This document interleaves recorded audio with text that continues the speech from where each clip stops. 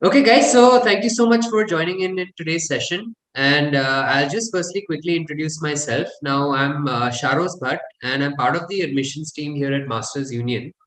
And I think a lot of you may already know about the recent MasterCamp that we have also launched in user experience design, right? And basically, to set the context, this is a course designed for people who are aspiring to get into UX design as a career, and it's a 6-month certification program with placement assistance as well. Okay, so I think a lot of you may have attended the master classes that we've done earlier as well, where we had firstly Mr. Manik Arora, who talked about why companies are investing so much in good user experience design, right? Post that, I think you guys must have attended the other session done by Antara as well, who told us about the different kind of roles that are within that fall within UX, and how one can aim or target based on the kind of skill sets that you have. Okay, and I'd also like to announce now today we have our guest, Mr. Suhail Gupta, who is going to take you more in depth towards how you can create a strong portfolio and how actually a portfolio is very important to actually crack into such roles within UI UX design. Okay, and if I give you a little background about Suhail, so he has over 8 years of experience within UX design, and currently he's working with Urban Company as a product designer. Okay, now apart from this, he's worked in fields of, let's say, electric mobility, into e-commerce delivery services, IoT, artificial intelligence, banking, hospitality, and SaaS as well.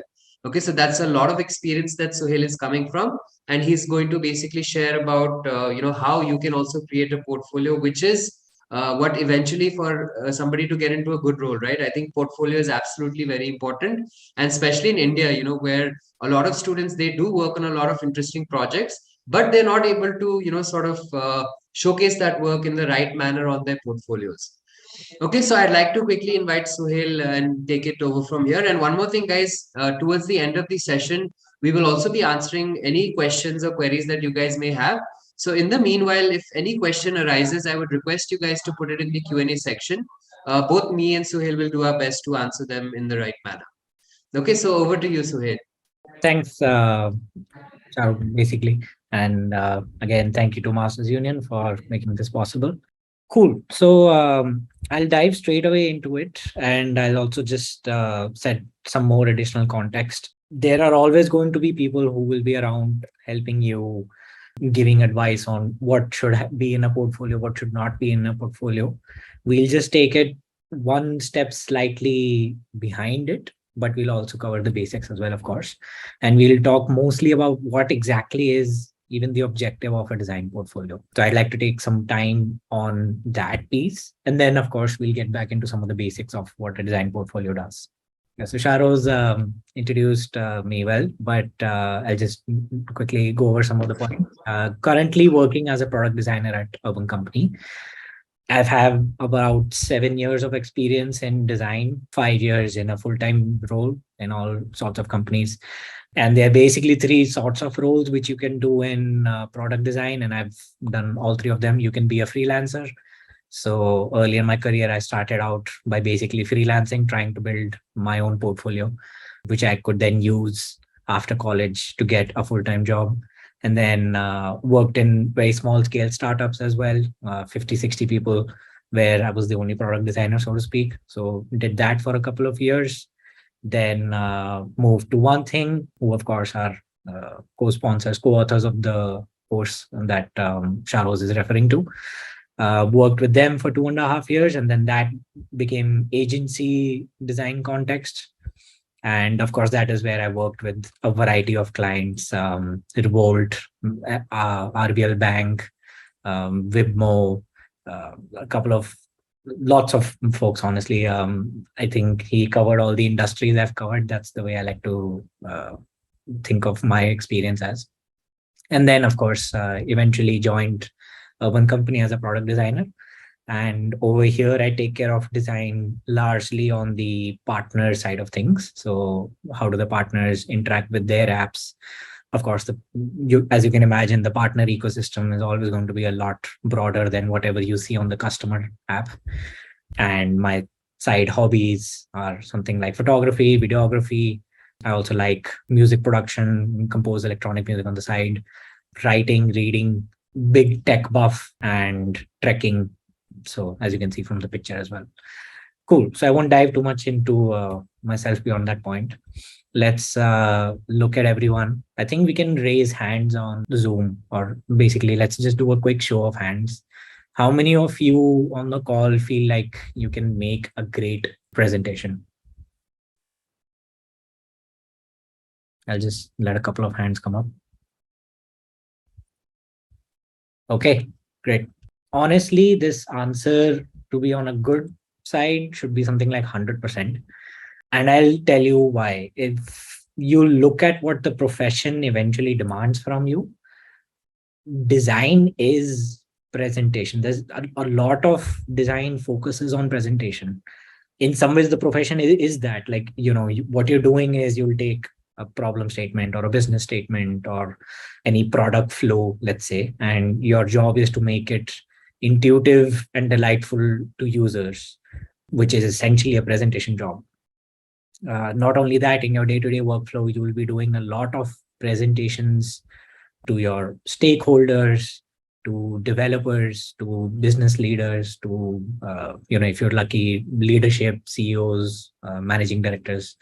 So it's all presentation, and I mean, the what you're presenting could change, but what a big part of your job is doing is it's always about presenting something. In fact, I like to think of this profession as 10% driven by your tools and how good you are at using them. 30% is about your knowledge of design and products and all of those things.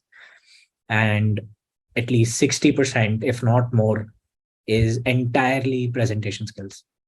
You can present, how do you present it to users, stakeholders, developers, anyone else who has to be presented it to? And keeping that in mind, you can also think of your portfolio as a presentation of its own.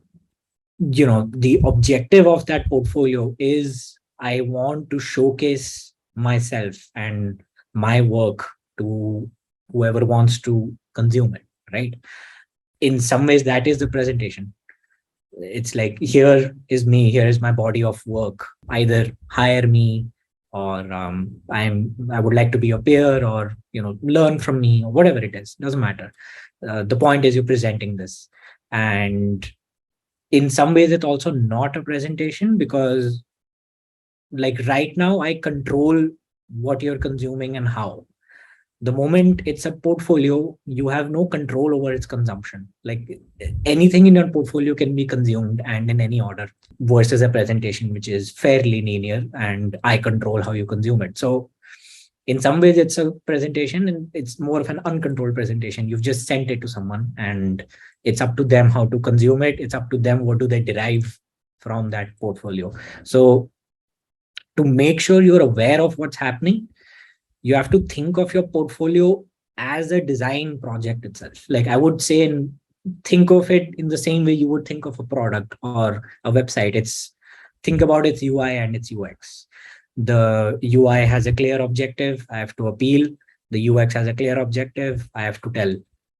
And when you start looking at it as a design problem statement or a design project, your mindset when you create that portfolio will be way better.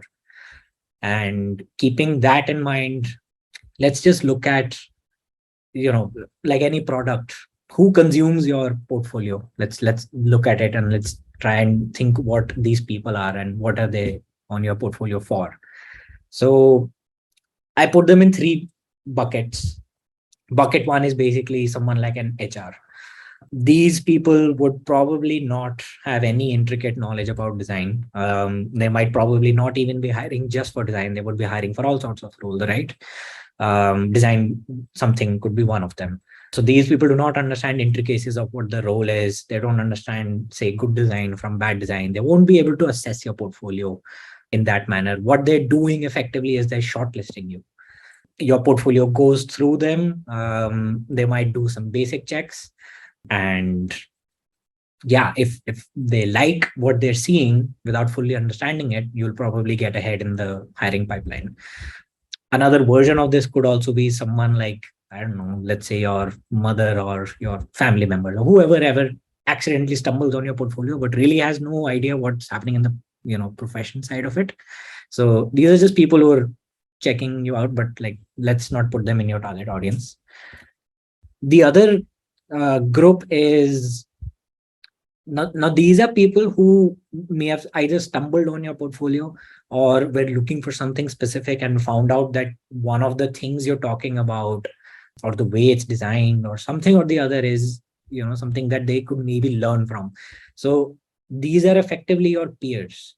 It might be that your portfolio has this case study on IoT, and this other designer from some other field or is basically trying to solve his own IoT related problems. He's just been given a project like that or something, and they want to absorb that. Like, let's look at who has already worked in IoT and let's see how did they go about it. And these are the people who will come to your portfolio basically for inspiration and learnings. So that's your second cohort. And of course, your third and most important cohort, you could say, for a portfolio, at least if you're trying to get hired, is the industry veteran, right? Now, these are people who, let's be honest, probably know more than you ever will. They're not here to learn, they're not here to shortlist. They're simply looking at your portfolio from the point of view of, okay, so what does this person even know? What, like, how good are they at what they're doing, or what they claim they can do, right? These are the people who will assess you basis everything.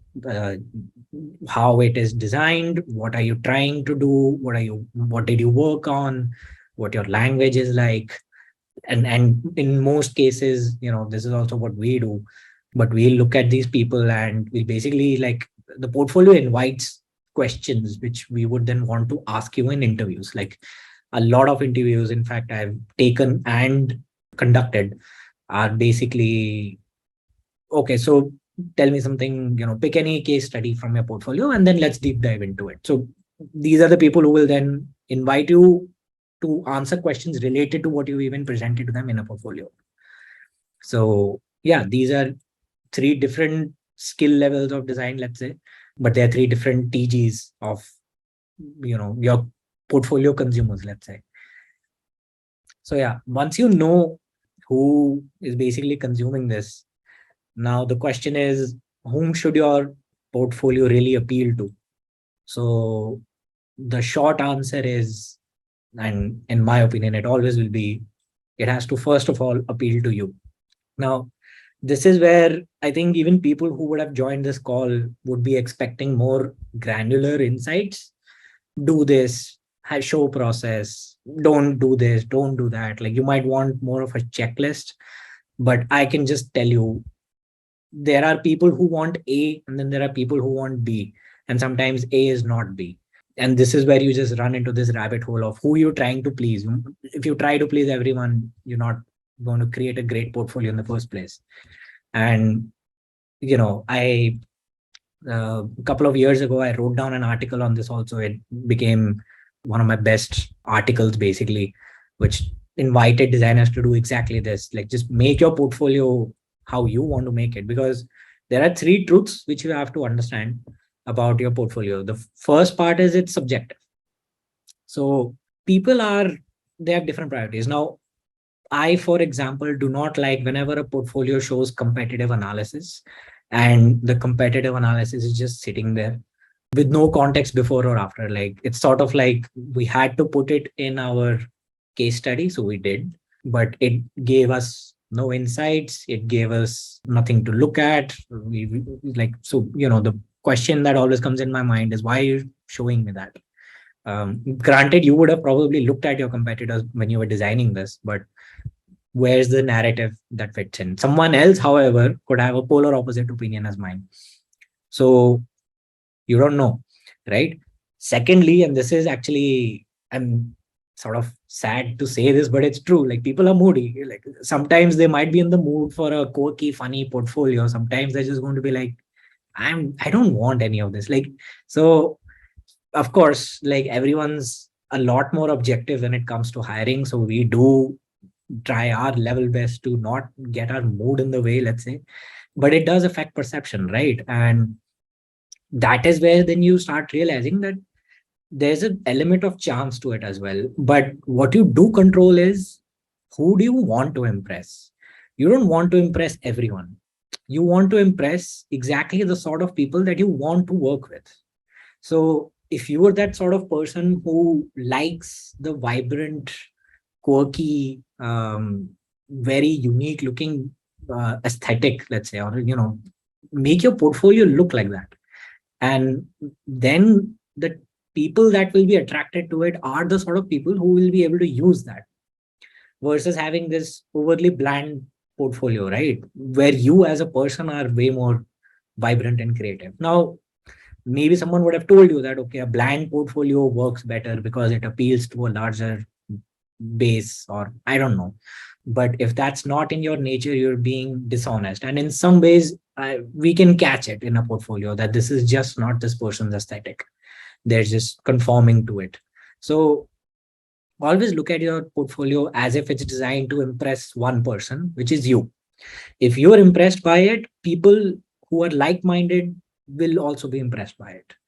And these like-minded people are the ones whom you want to work with, whether as clients or whether as potential employers or anything, it doesn't matter. But these are the people you want to work with. Hence, design a portfolio that appeals to them. To do that, make sure it appeals to you.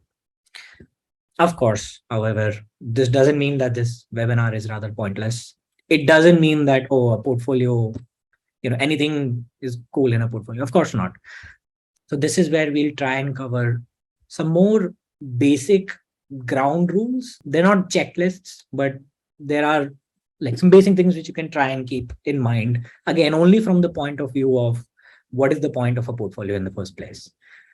So that point, again, we've had people like me get a lot of questions on what do you look for in a portfolio, or what is definitely going to get your attention and sort of get me ahead or anything like that. As a general pattern, I would say every gate portfolio does three things well. The first most important thing is impress me. Like, if I have opened your portfolio, I want to be impressed. Doesn't matter with what, but I want to be impressed. Either it's because you are a funny copywriter, or because you have this great aesthetic sense, or you have a very refined minimal sense. It doesn't matter, just impress me. That's the first big objective. This is largely a visual problem. Second is showcase your work, so which is basically tell me what you've done. Again, it doesn't matter in some ways what it is, right? We'll cover this more in context of a UI UX portfolio, but it's true for any portfolio. It's true for whether you are an interior designer or a graphic designer or whatever it is. Objective of a portfolio is to convey what you've done. And if your portfolio is failing to do that, then of course we have issues.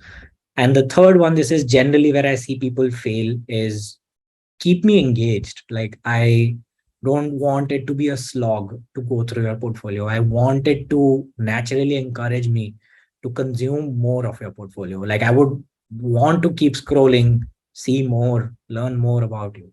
The more you can engage these people, the better your portfolio effectively is. These are the three ground rules for a what I would say is a great portfolio. If you can achieve all three of this, like, you have a great portfolio. We'll just quickly cover a bit of what these portfolios are. I'll also give you some examples of portfolios, whether in a good manner or in a bad manner. I don't want to dunk on any of these examples because these are real examples. So everyone has something or the other which they're doing well, or something that they're not doing well. That's why I won't show too many portfolios here as well. But yeah, of course, in some ways, we'll refer to some examples wherever we can. Great. So the first point is, like I said, impress me, which is largely a visual piece, right? To do that, I would highly recommend stay true to your aesthetic and show me that aesthetic.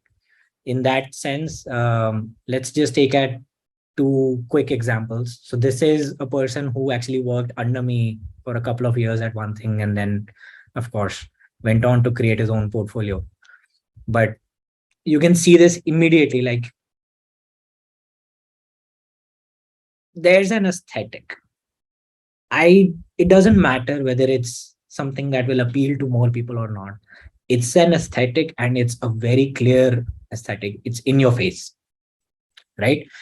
This is the person, this is how I will, treat my web page, my design, everything along those lines. Of course, this guy went on to work with the developer as well to get this piece coded, and together they launched this portfolio website, and it actually went on to win an honorary award at awards also.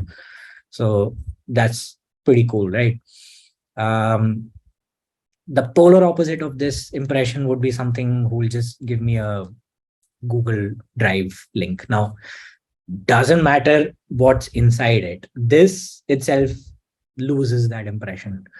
Some other examples that I can even think of is this person. Now, I personally don't like these websites which are largely basically a Notion page.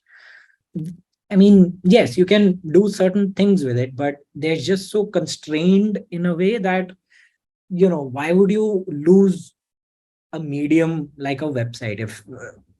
If you were creating a portfolio, use everything that you could get with a portfolio. The moment you use something like a Notion template, you're so constricted visually that not only does it look bland and generic, I cannot assess your visual skills looking at a Notion portfolio. Same thing would be true if you were to send me a Google Doc, right? You can format it to a certain extent, but beyond a point, I don't see any of your aesthetic coming out. Now, this person, of course, did their good job as well, right? They're putting in some quirky, funny copy and emojis like here and there. So they're keeping it somewhat happening. But yeah, like just that first impression is a big deal. You're in the business of first impressions, basically. And that's why the first impression matters. And if you fail to give me an aesthetic, if you're giving me this sort of generic look, or if you're starting with cliches, this is a big one. Would highly recommend all of you to not start with a cliche whenever possible, which is, underlining something, or hi, I am XXX product designer, is fairly like, I don't know how to say it. There's not much happening here. Like, same thing, I am this person, design innovation. I've seen dozens, if not hundreds of portfolios like this, and after a point they lose their charm. And I would just basically look at this person and say, well, even if you have visual skills, I don't see them in your portfolio at all, and this is not what I would want, as a skill set for my visual use case. Of course, if someone's hiring for a not visual role, or if this person doesn't want to be hired for a visual role, then his portfolio is perfect, because he's removed all visual elements out of it, and he's just saying, look at my content and forget visuals. I'm not here to impress you, I'm here to get some work done. So he'll attract that kind of crowd. But a cred sort of company will not look at this portfolio and be impressed, because cred is extremely visual. So that's where, your impression matters. You're going to have an impression. It just, you can control what it is, but an impression is going to happen regardless. Second thing is, tell me what you did. Now, this is, of course, largely from case studies. I have seen some examples where people get a bit more creative also, rather than sticking to a case study format, let's say. But I would assume that, every project effectively is a case study of its own, which is what you did. That's the case study. And any good case study that I know is going to talk about three things for sure. Again, this is from a product or a UI UX design perspective, but in some ways, these hold true in any context, which is, first, give me a overview of what the context is, what the problem was, what was needed. So this is somewhere where I feel a lot of people eventually fail. They communicate something which is a problem, but they fail to explain what was required. Like, in the sense that, oh, this problem needed us to do XYZ. So try and communicate that as part of your context setting, that not only this is the worldview that we existed in and this is the problem we found out, this is what was also required to be done in order to solve this problem. And then, of course, that segues into your process. what were the intermediary steps, right? How were you getting around to dissecting that problem, refining it, or let's say you explored solutions and then you arrived at a certain solution. This is not the same as putting it in a process, which is, this was my problem statement, these are my personas, this is my information architecture, this is my wireframes, this is my visual design. I know that looks like the standard process, but you have to keep the higher context in mind all the time, which is what was the problem. And if you did user personas, why did you do them in order to try and solve this problem? If you did information architecture, how was that helping you solve your problem, right? If you did UX, what all did you explore as solutions? If you finally created, your visuals, how do they solve that problem which you said existed? And then the third part, which is what your final output is in terms of the design itself, of course, what did you eventually create, but also in terms of this was what was achieved. Like I was instrumental in helping the company achieve this, like they, which can be anything, revenue, growth, lower drop off, impact, but like eventually you should tie it to, oh yes, this was achieved when I worked onto this. And something that some other people do also quite well, which is, why not tell where you failed, or what was left, or what is left and will be done at some point in the future, right? So I'll just go on to this person's example, because of course I took a bit of a dunk at him for not having a website, but when you look at his actual case study, you'll see that this person's largely kept a good format, right? The timeline is abstract, of course, it doesn't matter, but why are we doing this? So this person created this entire flow chart for me to follow, right?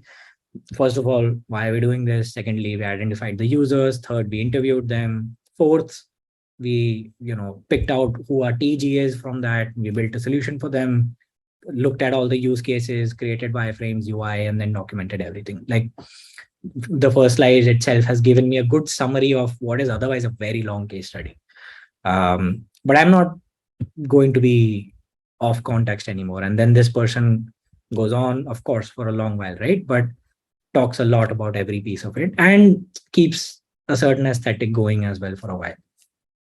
And then you can keep looking at everything. Of course, there are some things which aren't great here as well. You'll get to them in some future slides. But then you go through it all the way down, and then this person's also put in things which are insights, basically. Why not? Like, if the objective of a portfolio is to tell me what you are at the end of a case study, why not talk about how this project helped you grow? Like, these were learnings from my project, which is a great thing to have. So yeah, that's the second piece, which is actually tell me what you've done. And after that, we'll just cover the third thing, which is keep me engaged. This is where I always see case studies fall, because the first two are fairly understood and they're even intuitive to people, but to keep them engaged is a different story. The biggest pitfall that I see is people start documenting what happened. It's never as engaging as actually giving you a story. So an example of this documentation is, let me just find the correct example here.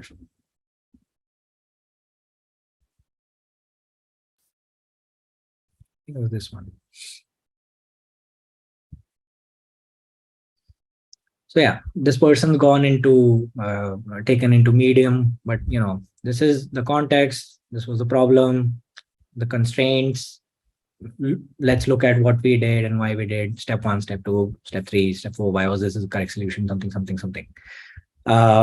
It's not strictly a bad example, right? But why document what you were doing? Just give me a fun narrative whenever you can.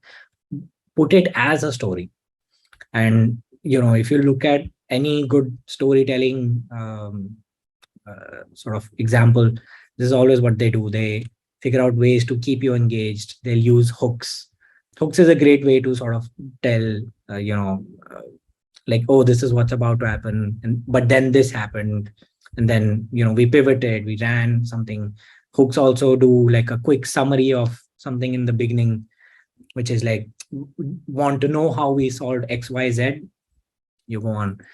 Use exaggeration. I honestly don't have an issue with anyone exaggerating something just for the fun of it. Add delight, weird quirky bits in the middle of a case study, keeps things engaging, keeps you reading.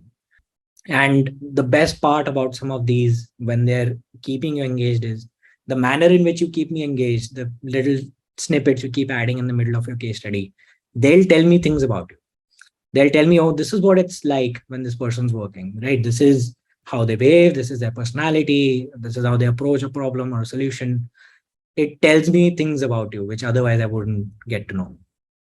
So these would be the three pillars, which is, we'll just quickly revise them. Impress me, which is largely a visual piece, especially if you're approaching roles for visual design or UI design, highly important. Second is showcase your work, and showcase it in a manner that is relevant in the problem solution context. I mean, in the end, design is problem solving. So if your portfolio is just this endless start to end of, I created this, then this, then this, then this, you might as well put it like on a Behance. Like, the more words, the better. And third would be keep me engaged. Use your personality, or use hooks, or just good storytelling, whatever is required to make sure I'm consuming case study after case study. There are, of course, there can be a lot of things which someone can say, do these things.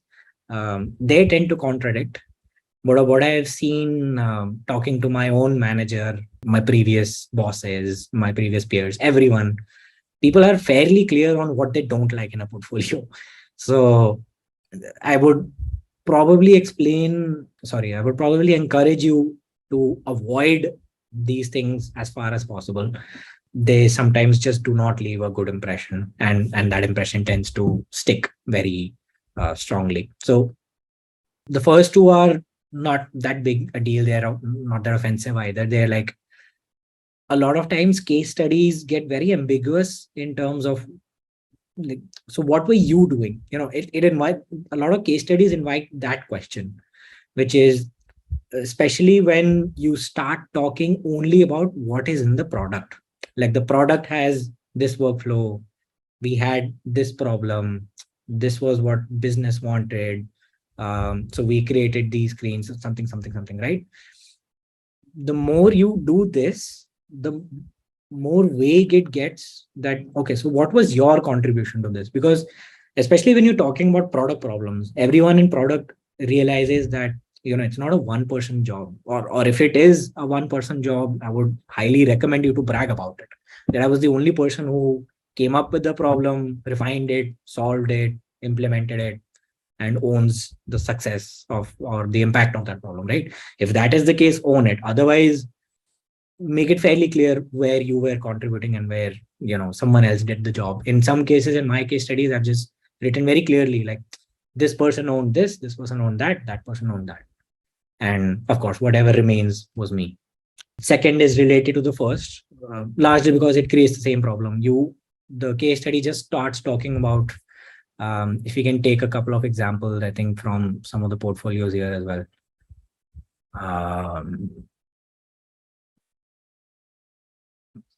No, not this one.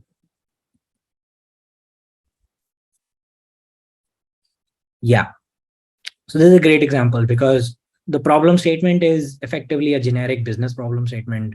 The challenge is a business problem statement. This person highlights their role. Then beyond that, everything, again, where is the person, right? We have created this, this is the page, this is the product. The individual contribution is somewhat missing. And in some places, this person obviously captured them as well, which was, yeah, like, I sketched a couple of these things, right? And then this person immediately stopped using I for everything else. That also comes off as a sort of a question, that, so you did the sketching, and then what happened to the rest of it? Did someone else do that, or did a team do this, or were you in charge of the team? etc., etc., etc.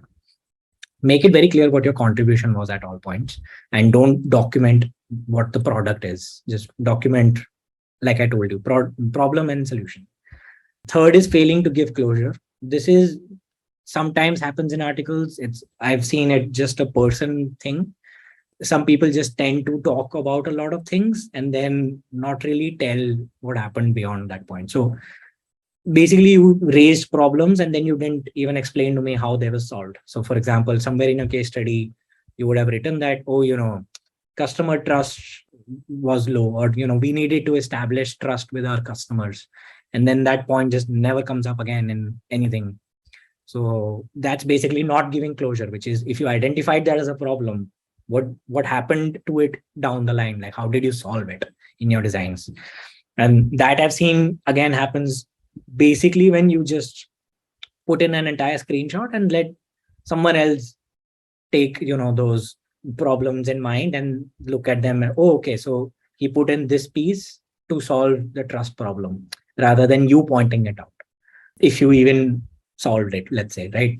So to fail to give closure is another big problem which I see. You raise problems or you talk about things earlier in your article or your case study, which then go nowhere, or pivot entirely, or something like that. I just don't get closure on, so what happened with all of these things eventually. Fourth and fifth is always something which I've seen leaves a bad taste in any recruiter's mouth, especially whenever it goes to a design director or someone of that level. Bragging is, there are two kinds of bragging. There's the soft bragging, which is, I did this, I did that, I did that. Sometimes I've also seen it taken a step further, which almost becomes either arrogant or demeaning, in the sense of, it rarely happens, of course, but the way it happens is generally from a soft context. It's like if you redesigned Zomato entirely and you're just sort of, in your case study, you're talking about it as if, nobody at Zomato thought of these brilliant things which I thought of, and therefore I've solved them. Like, that is generally something which we in the industry definitely look at as being arrogant, because what you're trying to effectively say is that I, in a few days, have solved problems that you as an entire team have failed to do in years. And questions being raised on such level is like, why does Zomato have food delivery or whatever? That is generally something which I see happens in case studies. You subconsciously being very arrogant, or sometimes you're just being directly arrogant. You're trying to be funny, but it comes off as arrogant. uh, Big red flag. Make sure that never happens in your portfolio. Fifth, which personally annoys me the most, even more than being arrogant, because arrogance I can tolerate. It's like, if you're skilled, you're allowed a certain level of hubris. Teasing, or especially locking your portfolio, or putting something like, oh, coming soon, no more, and then of course it leads you nowhere. Never a fan of it. So there's an example of that happening here. This person, right? Fairly clean case study for a while, and then I go through it. Okay, so this person basically has 3 case studies, and now what's going to happen? You want to view this one? Oh, it's password locked. Okay, great. How do I even put this?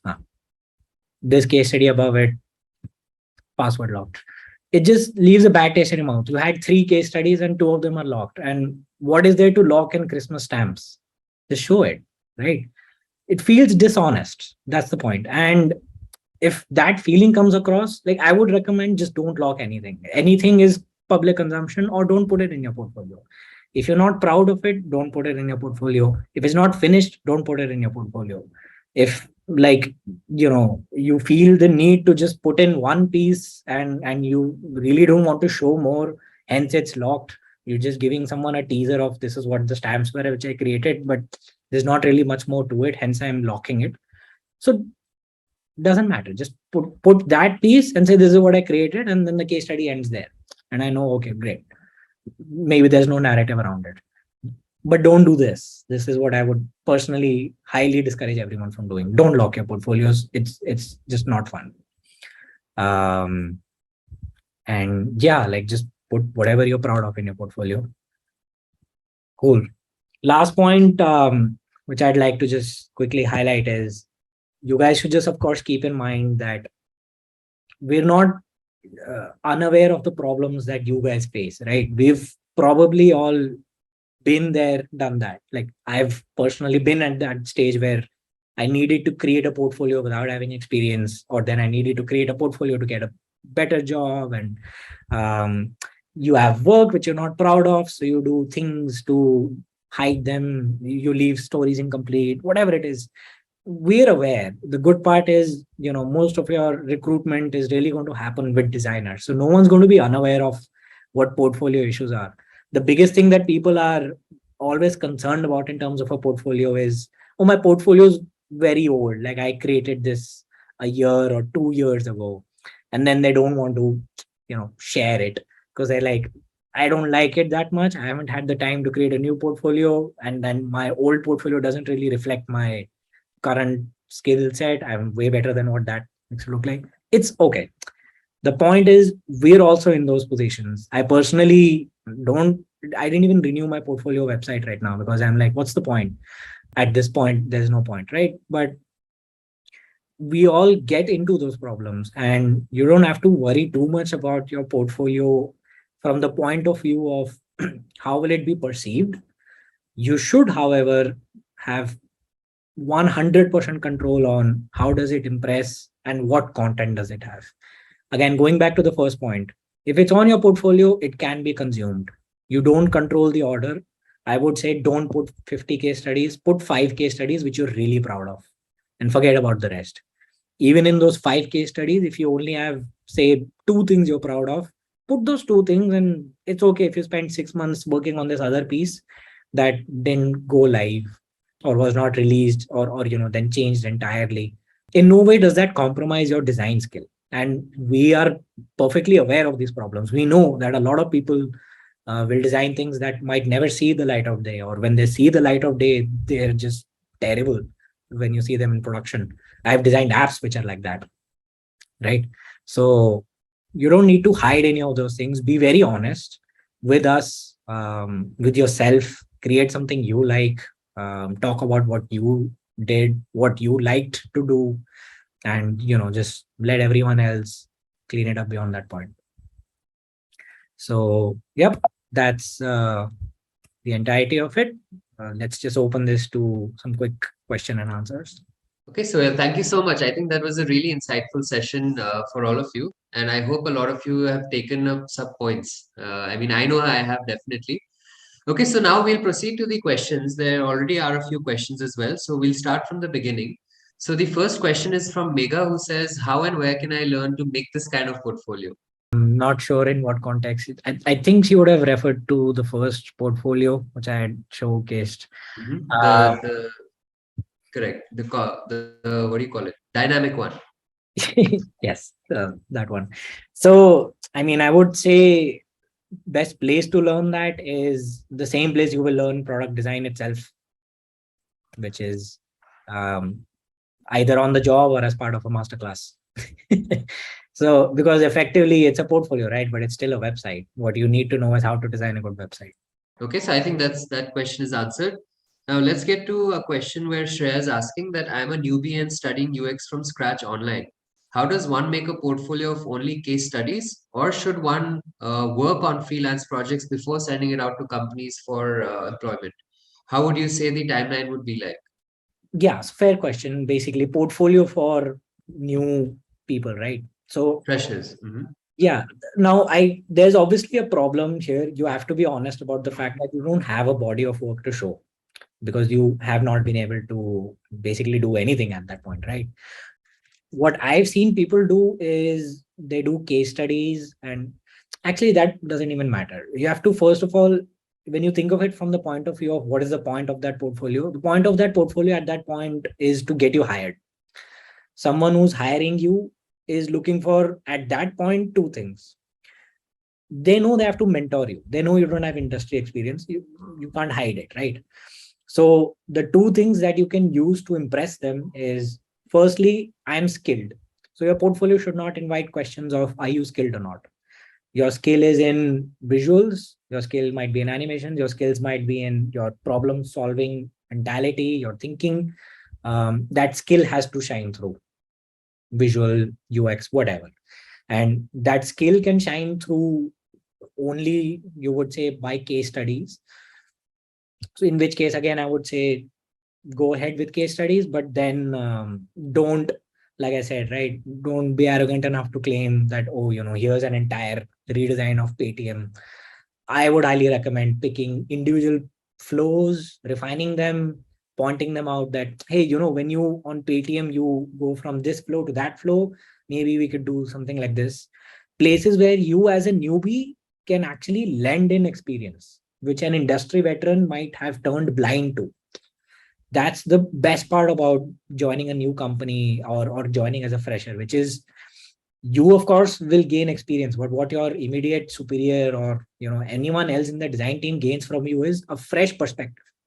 The fresh perspective is the best part, which is, oh, we never thought of this, because we were so ingrained in business problems that, yeah, like we could just do it like that, right? Case studies like that work very well. The route I went with personally was, I freelanced. And of course, this was back in 2016, 2017, when UX was not that big a thing. So it was a lot harder to freelance for it also in some ways. Now, however, I feel like you can just freelance rather easily. Like, a lot of people are looking for more immediate short term needs of, like, I just need a website. I just need this. I just need that. So if you can freelance and build a body of work for, say, a year or so, that's also great, right? Because it not only gives you that sort of disclaimer that, oh, I have some real world experience, I'm not a person who needs absolute guidance on day one. You can also use that in place of case studies, right, to make sure you communicate those skills, that, look, I approach this problem in this way, and here's my skill being shown to you, right? I can create good designs, and I can think well in problems. And in a lot of companies, that's good enough to get you ahead, at least into the interview round, which is your goal anyway. The rest, of course, is how to crack an interview, which is a different problem. Okay, all right. So I think that question was answered in a very nice way, Shreya. I hope that has helped you. Now, there's a question that's on a similar line, which says, should a fresher first create a dribble Behance portfolio or create a personal portfolio site? I'm not a fan of dribble Behance. Again, personal taste, right? So I don't want to influence anyone with that. Dribble and Behance, in my opinion, are fairly very limiting, in fact. So it depends on what you're trying to crack as well. Dribble, I would say, definitely not for product design, because product design is problem solving and thought, which dribble just creates a snap off, and it's like, look, I can create a pretty design. So for visual design, maybe. For UI, UX, and product, probably not. Don't go the dribble route unless you're an illustrator or a content designer or a motion designer. In that case, your dribble body of work is fantastic, because you can create individual shots. Behance is more ambiguous, but in some ways, what you're doing in Behance is you're just trying to hack your way into making it look like a website anyway. You'll create these series of images, one below the other. Some of them will be largely text, some of them will be, it's like trying to create it in a PDF or a Behance, same thing. You're just creating basically a presentation, slide by slide by slide, one below the other. So in those cases, I would say, especially if you go around to buying a domain, and then, I mean, some of the tools are not even that expensive, right? You can go to something like Squarespace, which is the most expensive tool I know. And even that, with the domain cost, would be something like 10-15,000 a year. So it sort of conveys to us that, yeah, this person's invested, so that gives it a better impression than using a free tool like a Notion or a Behance. But if you feel like even on Behance you can pull off that impression, like, go ahead. I wouldn't stop anyone from that. My personal preference would be, if you're an illustrator or a graphic designer, dribble's great. If you're someone who's like into branding and that sort of stuff, Behance is great, because that's just the right place for it. Or if you create fonts, again, Behance is amazing for that. But for everything else, I'd probably encourage stick to websites. Okay, all right. So a lot of questions have been in the same area. Even RJ has asked, Behance is good for portfolio. The second question is from Mahesh, which platform one should build the portfolio on. So I think all of these have been answered Yep. here. Now, moving to the next question, which is from Nitika, who says, how do we share our research and design on a public platform before it's actually live? In most cases, I don't think you can, largely because that would most likely violate some company policy. There are scenarios though in where I would say it has to come to some conclusion. The conclusion can also be that the entire project was abandoned or the startup itself shut down, right? Whatever. In that case, it doesn't matter. Put it live, whatever it is. If it is something which you know is being developed, would probably recommend you to not do that, not take it live, or in most cases, there are even NDAs or things like that specifically designed to solve that problem that you don't want anyone else. Companies can of course be a bit like, so I want to say anal basically, but I can't think of another word. But they can just be like, oh, our product's not live, don't tell anyone, blah blah blah.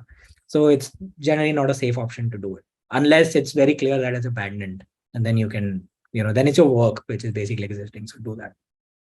So I think even Shweta has asked the same thing, that we sign a non-disclosure agreement for certain clients. So in these situations, the work can't be put open in public domain. So I think that this also has been answered, Shweta.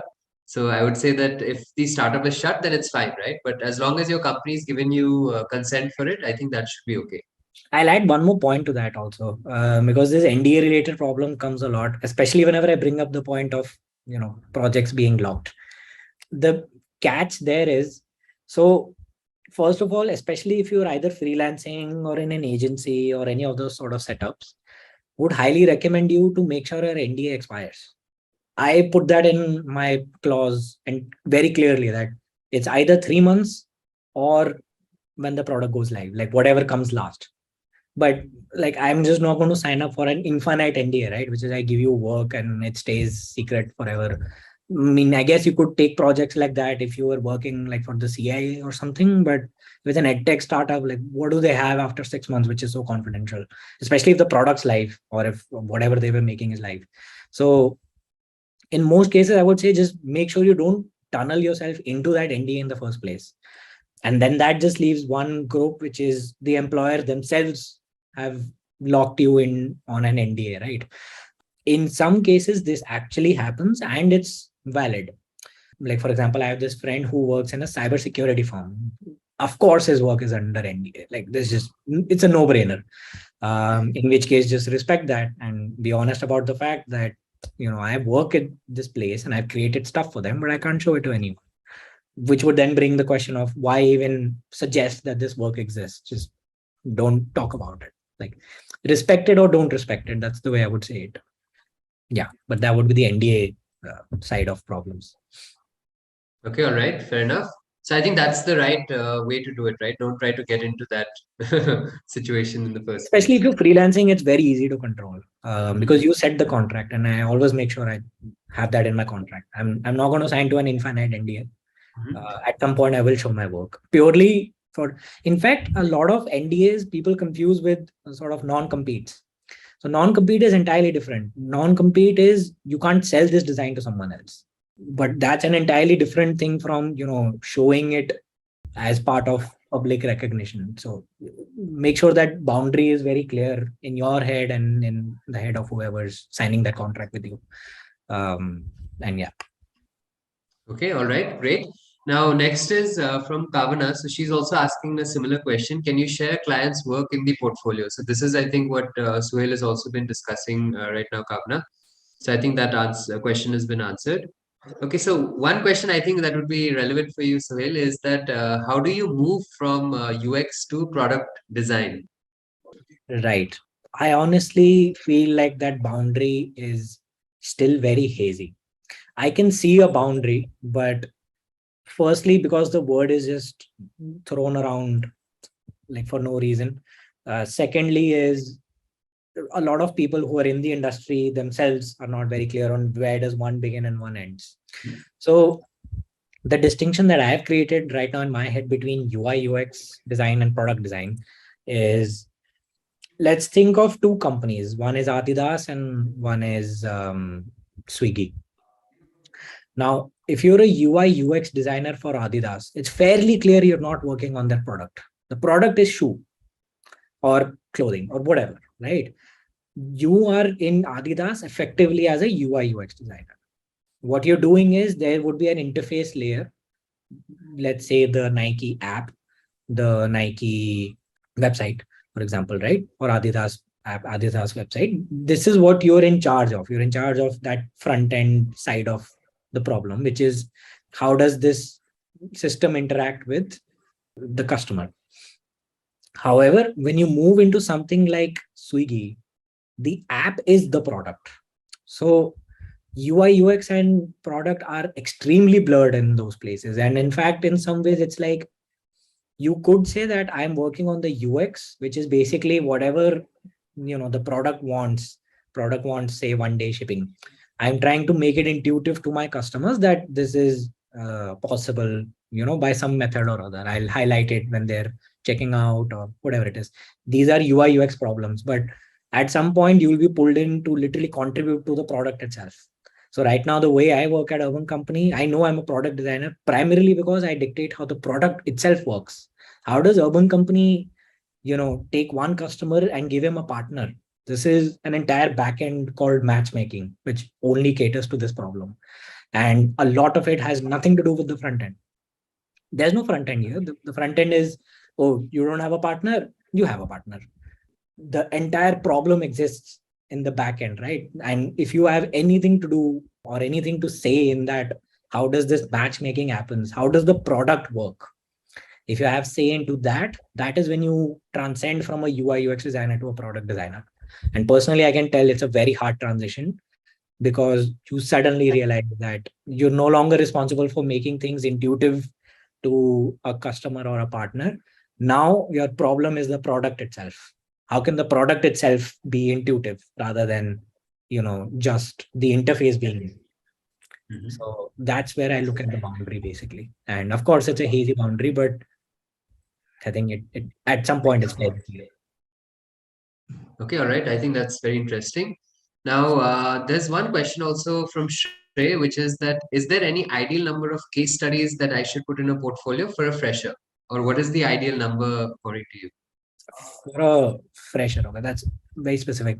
I would say, again, I look at case studies as the point is not to tell everything you've done. The point is to tell me what's the best you can do. The point of a portfolio is that, right? Tell me the best you can do. So, too many case studies is just sort of like it invites indecision on my part, first of all, if I am looking at your portfolio. Like, where do I even start? It means on your end, not all of it is your best work. Some of it is mediocre work. Some of it might not have been done at all, right? But what you're doing is you're inviting someone to consume all of it. And I, from where I'm sitting, I can consume anything.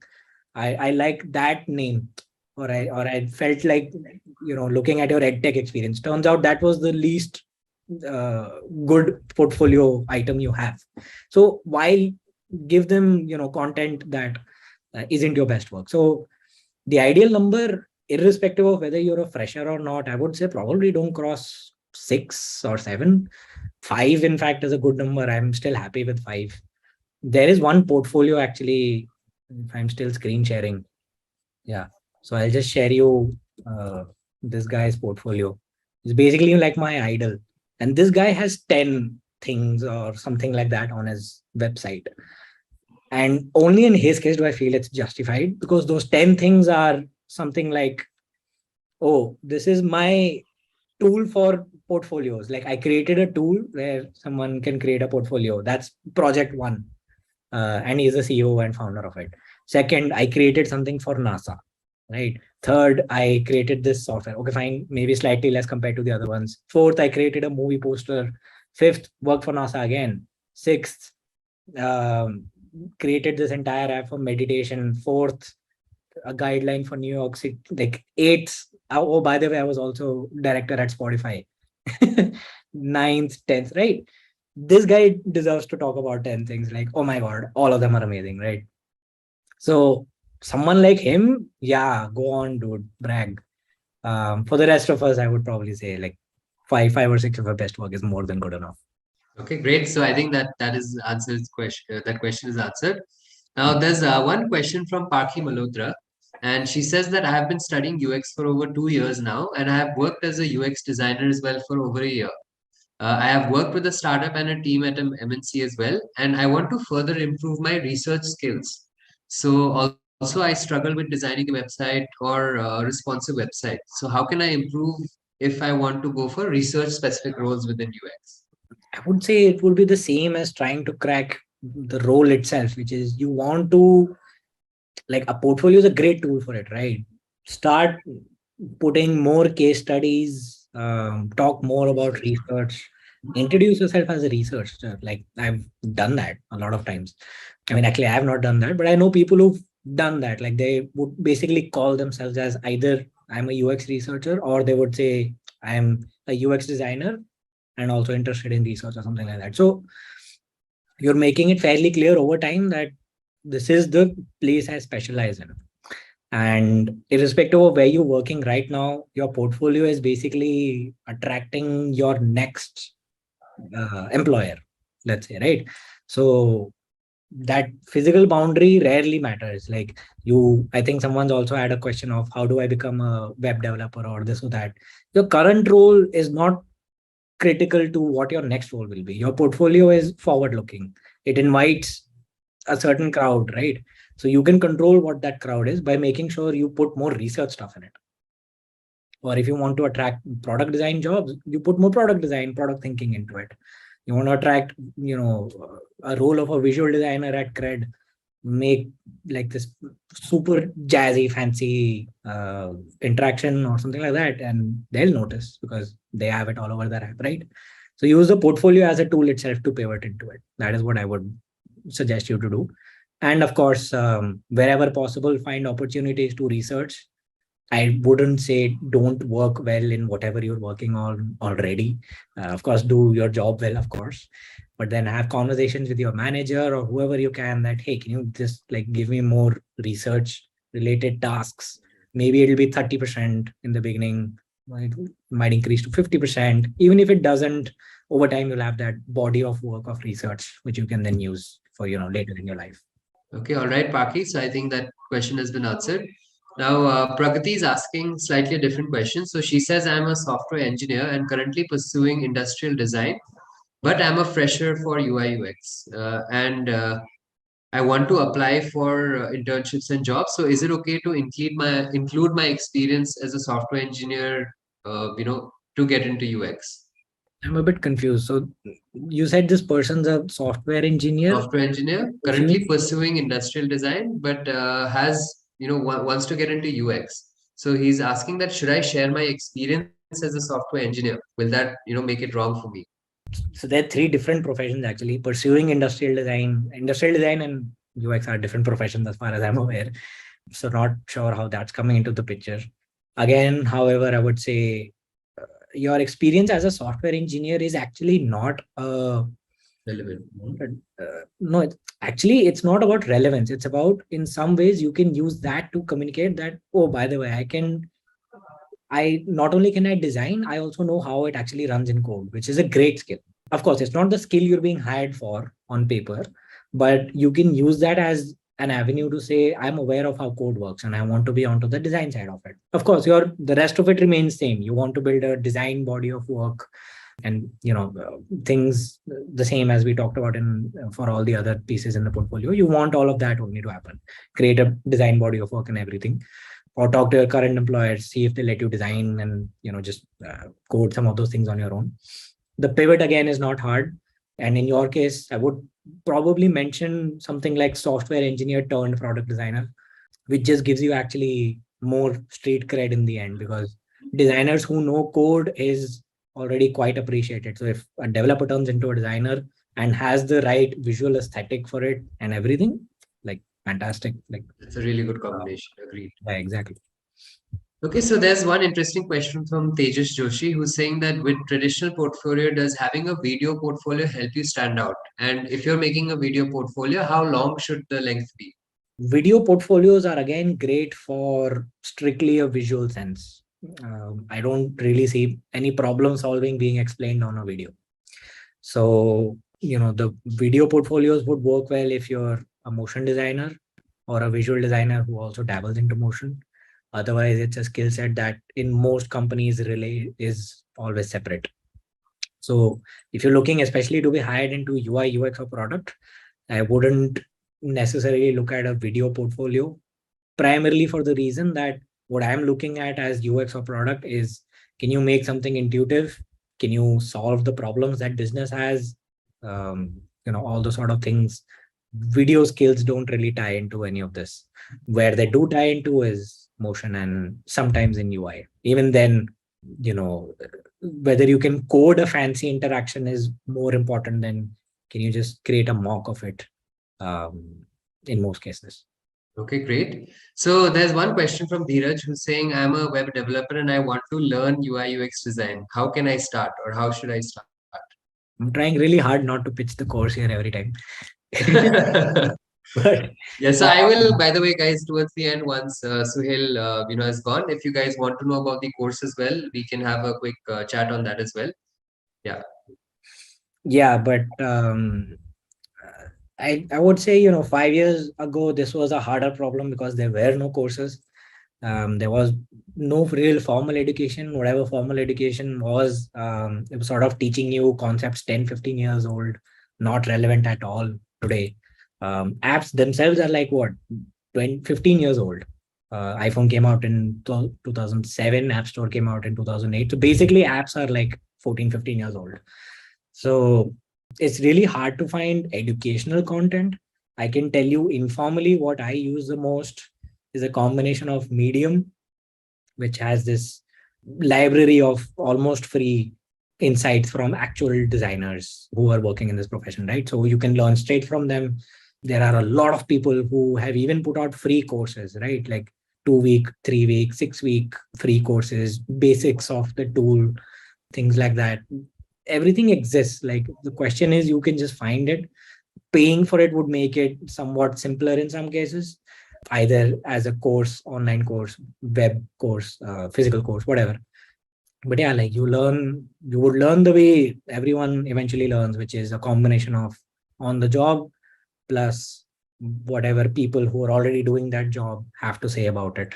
And the place that they tend to say about it the most right now is Medium. Go for one of those places. All right. Okay, so there's one more question from Arul who's saying, what is the difference between UI, visual, and product design? Okay, so I think product I fairly covered.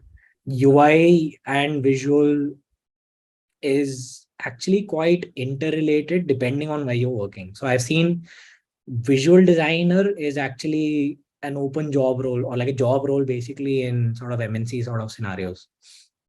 UI designer is also relatively interchangeable with that problem.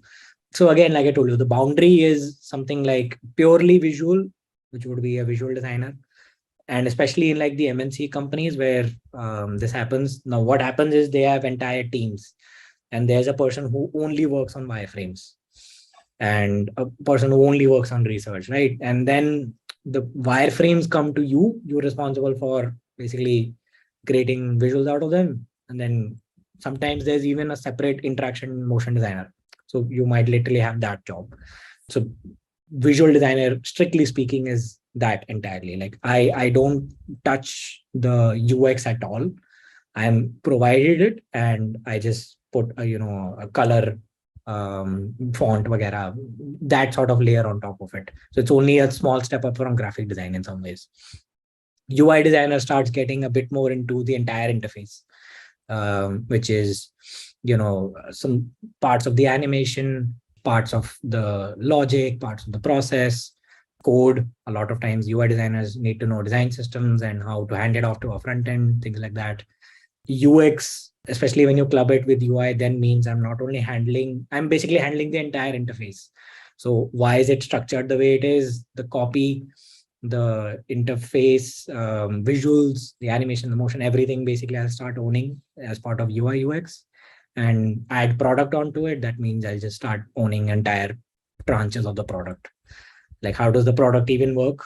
Of which a subset is what does the interface look like? All right, great. So I think what we also understand here is that user experience would be a more broader perspective, whereas UI is only the visual part of it, designing the interaction bit and so on.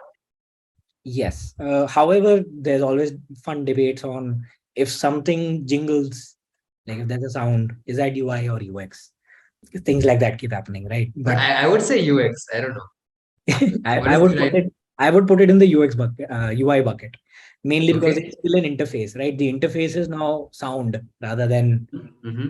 visual. And So vibration as well. You have the haptic feedback. haptic feedback counts into it, right? So it becomes a bit of a slippery slope. At what point do you draw that boundary? But I mean, someone like in my company explained it as the decision of when to do the haptic feedback is the UX. The Okay. decision Mm-hmm. of how it Yes. actually works is the UI, right? So UI, correct, correct. Yeah, so like positive reinforcements, right? Like when we double tap on Instagram, it gives us that vibration. So I right. think so I think you've explained it very rightly there. Yeah. So that's the UX principle, which is I need to give positive reinforcement. So Hmm. that's the UX thought. The interface is how do I do it? I could do it How only strong the vibration should be, how long it should be for.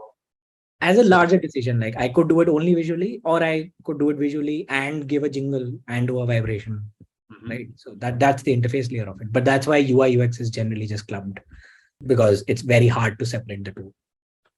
Okay, all right. So I think this was a very insightful session for all of us, but unfortunately, I think we are sort of now running out of time. So Suhail, if you would like to go, that's fine. And if in guys you have any other questions, anything else, you can share them over here. I'll be answering them as well. Cool. So Okay. all right. Um, So thank you so much, Suhail, once again. And I think this was a great session, guys. If you have any questions you'd want to ask, also quickly you can put that. I think Suhail would be here for another 1 minute or so. Ask how can they apply for UC? there's a website design.urbancompany.com. Uh, Feel free to visit it, apply it. Cool. So then I'll basically head. All right. Thank you, Suhail. Until next time. Yes. Thank you, Sharos. Thank Thanks, you. Have a everyone. good evening.